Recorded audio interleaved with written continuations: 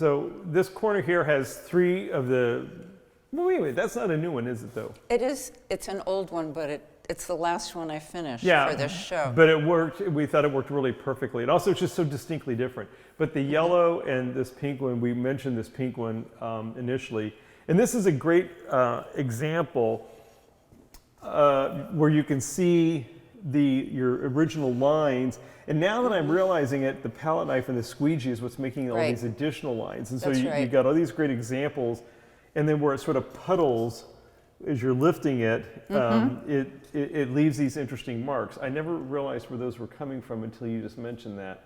But there's a lot of pulling of this of the paint in this one, which I really like, which diffuses it.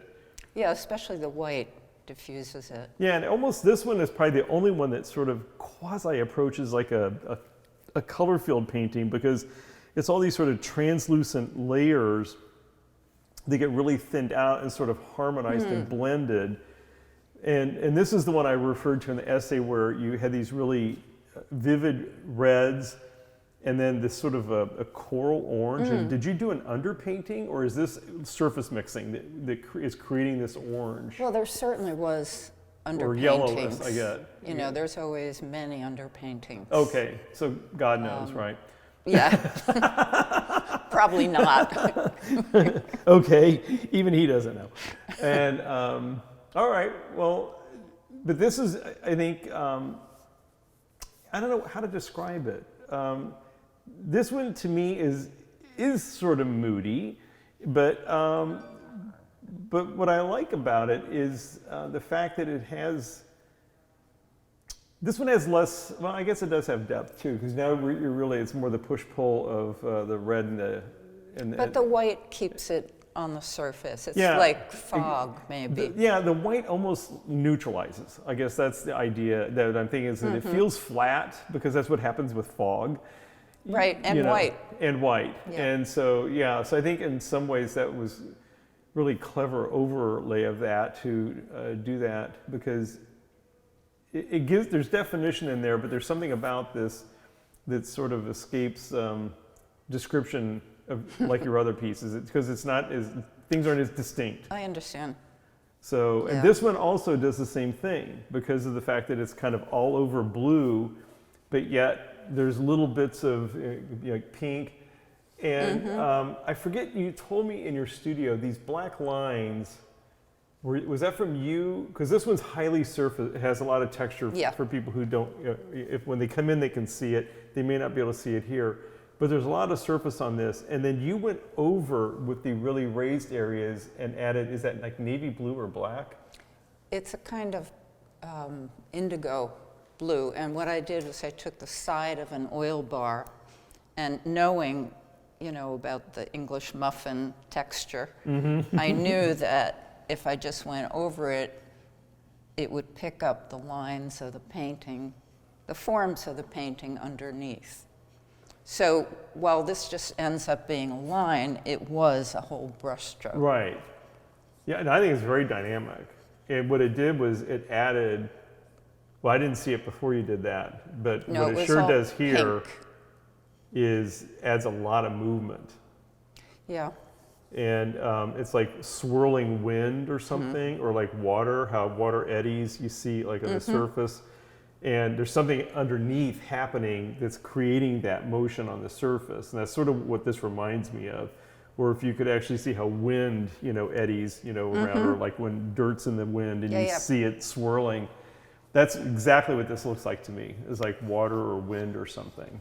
And maybe again, it's just that blue that takes you there. It's sort of a signifier, but. No, I think it's the line and the texture and the color. It's probably all of it. But this reads in so many different directions. It's a little different than your work. It has a tad of a modernist feel to it. It has like an Arthur Dove feel. Yeah, it's landscape, which immediately makes me sort of think of like, Dove or something like that. And but no, I like that. I think that's really great, and it also just looks like a nice, just gestural abstract painting. It looks really different, and but yet you still see the layering and this it wasn't line to begin with, but it came line That's at right. the end. It was form. Yeah, so it was sort of the line. flip of That's the right. way you would normally do it, but you achieved the same visual effect. So I think that's really interesting, but yet it shows how, you know, horizontal paintings have such a signification to us. Yeah. And so it's like, you know, we're Yeah. just in tune to think about it that way. But I don't think it's a detraction at all. I think it's wonderful. And I think... I'm glad it worked. When I was younger, I did paintings that really seemed to allude to nature. And some fellow artists would say they still do, but I deny it. I get some nature from some of your work, but I definitely get a modernist vibe from a lot of your work. And Yeah. in fact, that one that we were looking at, I meant to say something about it. See now over from a distance, the green one with the yellow? Yeah. There's something about that makes me think of like Art Nouveau. There's something about Yeah. that palette and the wallpaper that used to be designed back Or then. fabric. And fabric. I can picture fabric like that. I'm definitely seeing that. And like Klimt. Funny. Yes, that's So- exactly what I'm thinking of, those robes. Yeah, the robes. With all Okay. that. So yeah, I meant to mention that when we were over there. But But it needs gold and yeah, and this blue one over here, which we're probably not going to have a chance to get to, also has that same feel to it. yeah, I don't know why that is. Because to me, it looks a little bit like a stained glass window. But People were playing with sort of abstractions of stained glass course. windows at that time too. In fact, stained glass became a very popular medium, you know, that people explored, especially in Eastern Europe. So yeah, it very well could have been. But yeah, it has a very sort of contemporary feeling. I definitely, when you mention it now, I see that, how it could be glass or some other, you know, surface like that. And then this is the yellow one we've been talking about and referencing. talking around it. Talking around. Now you're going to see it. And but yeah, this is a great painting. And I Thank think you. what's really nice about this one is the fact that you did not do the wet on wet. The yellow True. looks like it was pretty dry. It was dry.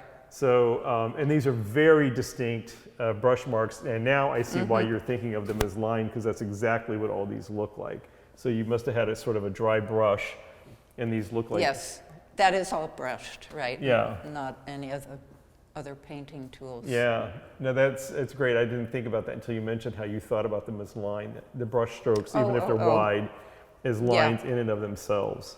Yeah. So, and here I see now why you see that and think that.